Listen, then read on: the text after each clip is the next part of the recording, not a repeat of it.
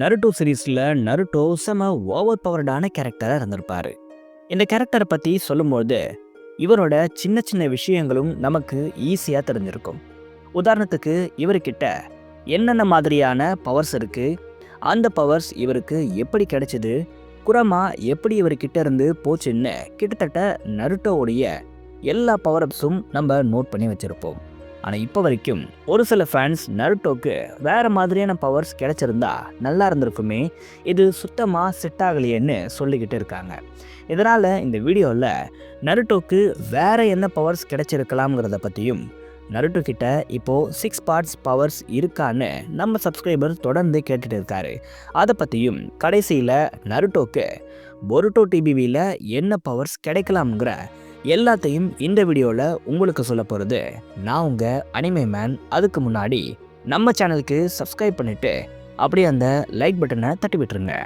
White Kurama இந்த ஒரு தம்ப்நெயிலையோ தீரியவோ கண்டிப்பாக எல்லாரும் பார்த்துருப்பீங்க, கேட்டிருப்பீங்க.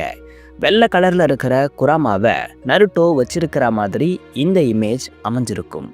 இது நடக்குமான்னு கேட்டால் முதல்ல இதுக்கு வாய்ப்பே இல்லைன்னு தான் நான் நினச்சேன். பட் இப்போது இதில் சில மாற்றங்கள் ஏற்பட்டு இருக்கு.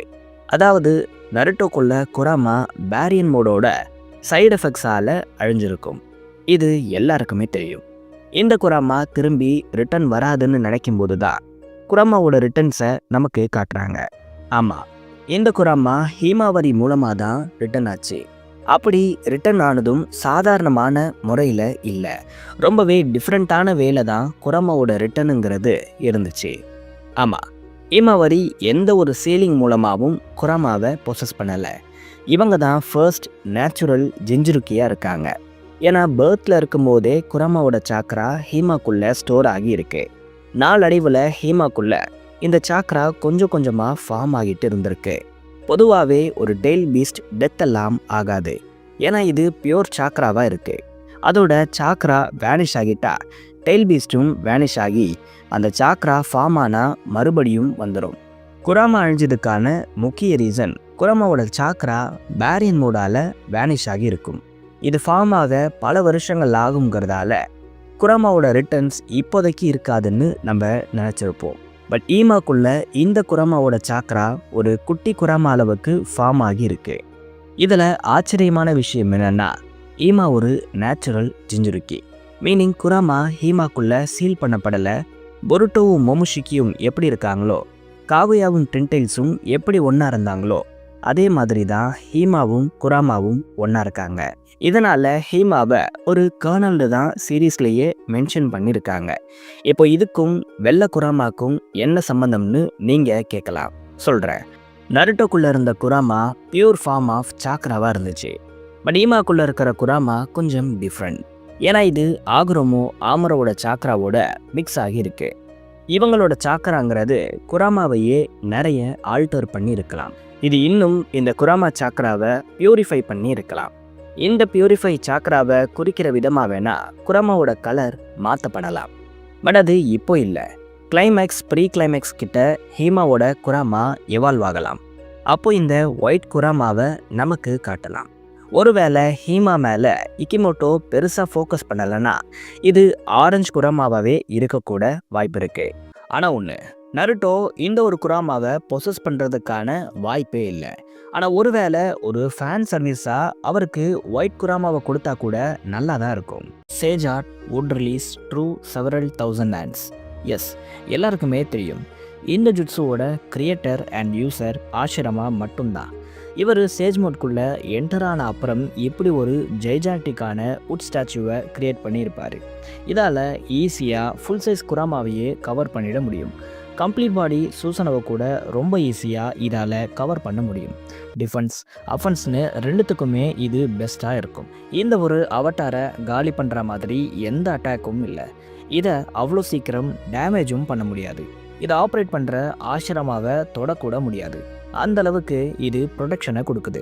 அட் த சேம் டைம் இதோட அஃபென்சிவ் எபிலிட்டி ஒரே டைமில் மல்டிபிள் அட்டாக்ஸை பண்ணும். இதோட ஜெய்ஜாண்டிக் அப்பியரன்ஸால் அவ்வளோ ஈஸியாக இதோட அட்டாக்ஸில் இருந்தும் தப்பிக்க முடியாது. இதிலிருந்து தப்பிக்க ஒரே வழின்னா அது டெலிபோர்ட்டேஷன் மட்டும்தான். இது இவ்வளோ பெருசாக இருக்கே, இதோட ஸ்பீட் ரொம்ப கம்மியாக இருக்குமோன்னு நிறைய பேர் சொல்லலாம். ஆனால் அனிமேலேயே காட்டாத சில பவர்ஸும் இதுக்கு இருக்குது. ஆமாம், இதோட மெயின் பாடியிலிருந்து இதால் டிட்டாச் பண்ணிக்க முடியும். நடுவில் இருக்கிற இந்த புத்தா அவட்டார் மட்டும் தனியாகவும் ஆப்போனன்ட்ஸை அட்டாக் பண்ண முடியும். அப்படி வரப்போ இதோட ஸ்பீடும் ரொம்ப அதிகமாகவே இருக்குமா. இதை நருட்டோ கேமில் நம்ம பார்த்துருக்க முடியும். எந்த டெயில் பீஸ்டாக இருந்தாலும் சும்மா கையாலேயே இதால் பிடிக்க முடியுமா. இவ்வளோ பவர்ஃபுல்லாக இருந்தும் வாரா இருக்கல ஆஷிராமா ஏன் இதை யூஸ் பண்ணலைன்னு நீங்கள் கேட்கலாம். ஆஷிராமா வாரில் அவரோட 70% ஆஃப் ஸ்ட்ரென்த்தில் தான் இருந்திருப்பார். இதனால தான் இதை யூஸ் பண்ணியிருக்க மாட்டார். ஒருவேளை ஆஷிராமா இதை யூஸ் பண்ணி இருந்தால் மாதராவை ஸ்ட்ராங்காக காட்டியிருக்க முடியாது. இதுவும் ஆஷிராமா வாரில் இந்த டெக்னிக்கை யூஸ் பண்ணாததுக்கு ஒரு ரீசனாக இருக்குது.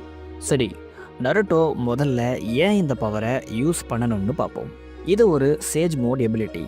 ஆஷிராமா சேஜ் மோட் போன அப்புறம் தான் இதை யூஸ் பண்ணியிருப்பார். நருட்டோ உட் ஸ்டைல் யூசர் கிடையாது. ஆனால் வாருக்கு அப்புறம் நருட்டோ ஆஷிராமாவோட செல்ஸால் ஆன ப்ராஸ்டட்டிக்காம இம்ப்ளான்ட் பண்ணியிருப்பார். ஆஷிராமா செல்ஸை இம்ப்ளான்ட் பண்ணிக்கிட்ட ஒரோச்சிமாரு, மாதரா, டான்சோலாம் உட் ஸ்டைலை யூஸ் பண்ணியிருப்பாங்க.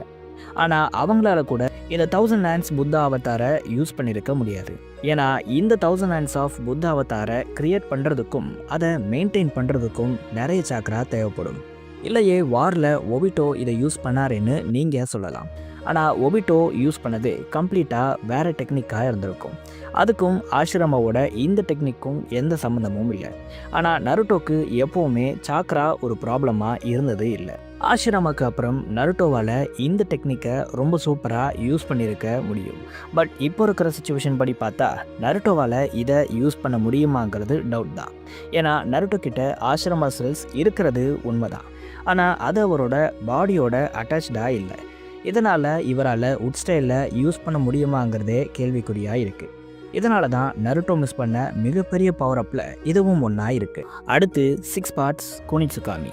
இந்த ஜுட்சுவை இது வரைக்கும் கேள்விப்பட்டதே இல்லையேன்னு பார்க்காதீங்க. இதை கண்டிப்பாக எல்லாரும் பார்த்துருப்பீங்க. இது வேற ஒன்றும் இல்லை, ஆச்சுரா யூஸ் பண்ண குரமலை சாக்ராவத்தார் தான். இதுக்கு அனிமே மாங்கான்னு எதுலையும் அஃபிஷியலாக ஒரு நேமை வைக்கவே இல்லை. ஆனால் நருட்டோ ஷினோபி கலெக்ஷன் ஷிபராம்போ கேமில் தான் முதல்ல இதுக்கான நேமையே வச்சுருப்பாங்க. இதுக்கு என்னதான் நேம் வேறையாக இருந்தாலும் நிறைய பேர் இதை குரம சாக்ரா அவதார்னு தான் நினச்சிக்கிட்டு இருந்தாங்க. டென்டைல்ஸை ஸ்ப்ளிட் பண்ணுற இந்த விஷயத்தையே ஹாகுரோமோ ஆஷுராவை பார்த்து தான் இன்ஸ்பயர் ஆனதாக மாங்காவில் சொல்லியிருப்பார்.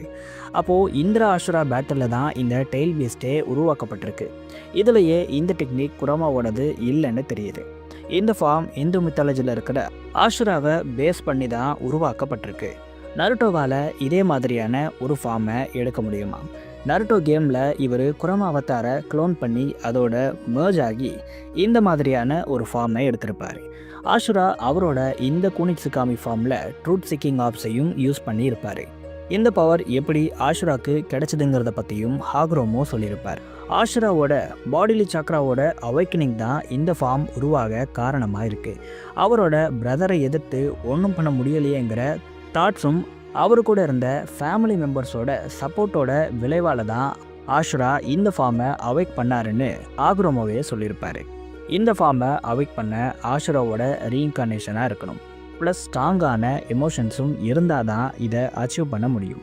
ஆஷிராமா என்னதான் ஆஷுராவோட ரீஇன்கார்னேஷனாக இருந்தாலும் அவர் ஆல்ரெடி பவர்ஃபுல்லாக இருந்ததால் அவருக்கு ஸ்ட்ராங்கான எமோஷன்ஸ் இருந்திருக்காது. பட் நருட்டோ எடுத்துக்கிட்டா இவர் ஆஷுராவோட ரீஇன்கார்னேஷனாகவும் இருக்கார். இவர்கிட்ட இப்போது குரமாவும் இல்லை. ஒட்சுசுகிஸ்க்கு அகெயின்ஸ்டாக ஃபைட் பண்ண முடியலேங்கிற ஸ்ட்ராங்கான எமோஷன்ஸும் இவர்கிட்ட இருக்குது. ஸோ நருட்டோக்கு கண்டிப்பாக இந்த ஃபார்மை கொடுத்துருக்கலாம். ஆனாலும் நருட்டோக்கு கடைசி வரைக்கும் இந்த பவர் கிடைக்கவே இல்லை. பிகினிங்கில் நம்ம பார்த்த இந்த விஸ்டம் ஆஃப் சேஜ் மோடை தான் நருட்டோக்கு கொடுத்துருக்காங்க. நருட்டோ இப்போது சீல் பண்ணப்பட்டிருக்காரு. நான் ப்ரீவியஸ் வீடியோஸில் சொன்ன மாதிரி இவருக்குன்னு ஒரு ஃபைட் சீன் கண்டிப்பாக இருக்கும். அது கிளைமேக்ஸாக கூட இருக்கலாம். ஆனால் நருட்டோ அப்போது என்ன மாதிரியான பவர்ஸை யூஸ் பண்ண போகிறாருன்னு தெரியல. ஒருவேளை நருட்டோ இந்த 2 ஃபார்மையும் யூஸ் பண்ணுவாரா, இல்லை கடைசி வரைக்கும் நருட்டோக்கு இந்த விஸ்டம் ஆஃப் சேஜ் மோட் மட்டும்தான் இருக்குமான்னு பொறுத்திருந்து தான் பார்க்கணும்.